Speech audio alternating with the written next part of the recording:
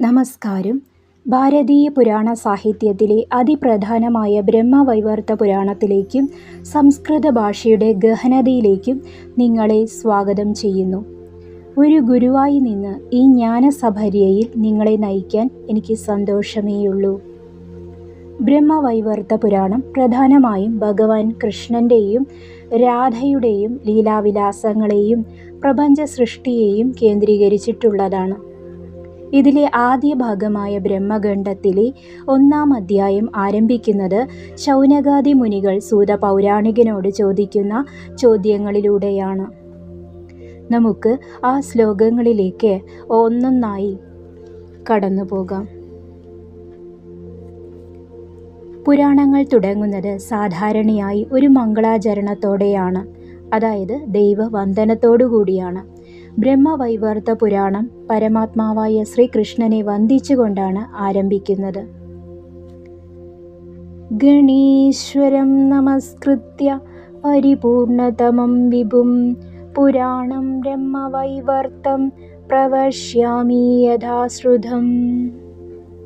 ഗണേശ്വരം, വിഘ്നേശ്വരനായ ഗണപതിയെ, കാര്യതടസ്സങ്ങൾ നീക്കുന്നവനെ, നമസ്കൃത്യ, നമസ്കരിച്ചിട്ട്, വന്ദിച്ചുകൊണ്ട്, പരിപൂർണതമം, എല്ലാ ഗുണങ്ങളാലും തികഞ്ഞവൻ, പൂർണ്ണനും അതിനേക്കാൾ ശ്രേഷ്ഠനുമായവൻ, വിഭും, സർവവ്യാപിയായ പരമാത്മാവിനെ, ശ്രീകൃഷ്ണനെ, പുരാണം, പുരാണമായ, ബ്രഹ്മവൈവർത്തം, ബ്രഹ്മവൈവർത്തം എന്നു പേരുള്ള ഈ ഗ്രന്ഥം, പ്രവശ്യാമി, ഞാൻ പറയാം, വിവരിക്കാം, യഥാശ്രുതം, എപ്രകാരമാണോ ഞാൻ കേട്ടത് ഗുരുമുഖത്തു നിന്നും അപ്രകാരം തന്നെ. ഗഹനമായ വിശദീകരണം.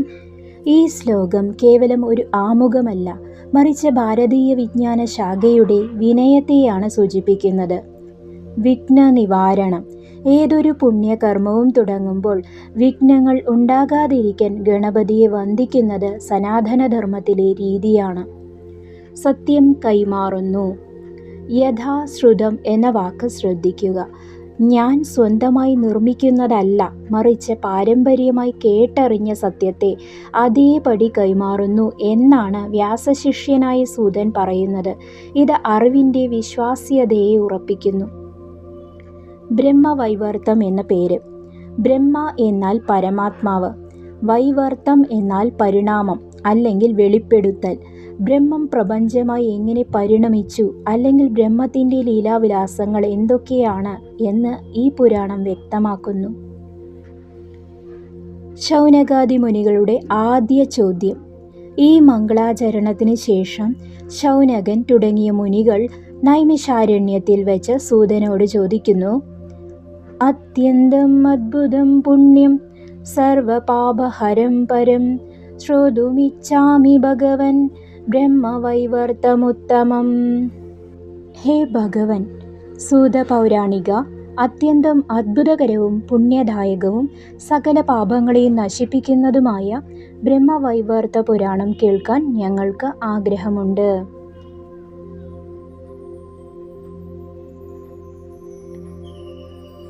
ഈ ശ്ലോകത്തിലെ യഥാശ്രുതം എന്ന പദം നമ്മെ പഠിപ്പിക്കുന്നത് അറിവ് സ്വീകരിക്കുമ്പോൾ വേണ്ട വിനയത്തെക്കുറിച്ചാണ്.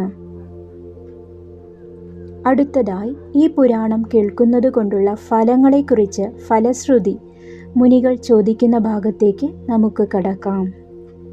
പരമാത്മാവായ കൃഷ്ണൻ്റെ ലീലകളും പ്രപഞ്ച സൃഷ്ടിയുടെ രഹസ്യങ്ങളും ഈ പുരാണത്തിലൂടെ നമുക്ക് വരും ദിവസങ്ങളിൽ കൂടുതൽ അറിയാം.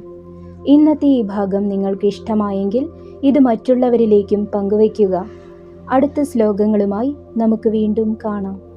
നന്ദി, നമസ്കാരം.